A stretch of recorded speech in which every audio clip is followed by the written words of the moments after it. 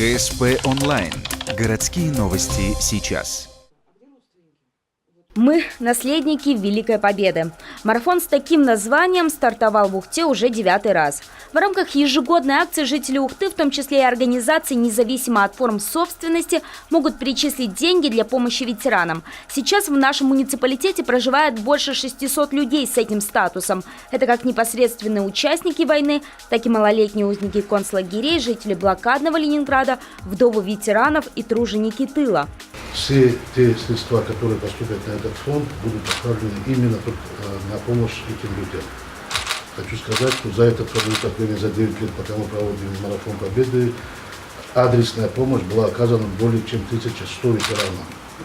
И хочу заверить вас, что до последней копейки, которые придут в этот фонд, мы отчитаемся перед вами за те работы, за ту помощь, которую мы этим людям окажем. Ни для кого не секрет, что чаще всего вышеназванные категории граждан живут в не самых лучших условиях. Но несмотря на это, их просьбы не назовешь заоблачными. Сегодня в основном просьбы это на установку газового оборудования, это на замену труб, это на замену оконных блоков, это на установку железных дверей.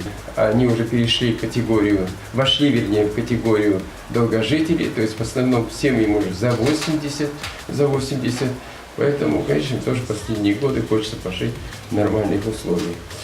Также можно не просто перечислить деньги, а ответить на конкретную заявку. Именно эта форма пользуется популярностью последние несколько лет. Тогда участники марафона могут лично доставить подарок ветерану и пообщаться с ним. Подробности проведения акции можно узнать в городском совете ветеранов, который располагается по адресу Первомайская, 3, офис 105, или позвонить по телефону 75 13 86. Реквизиты для перевода денежных средств будут размещены на сайте организации и на портале администрации муниципалитета.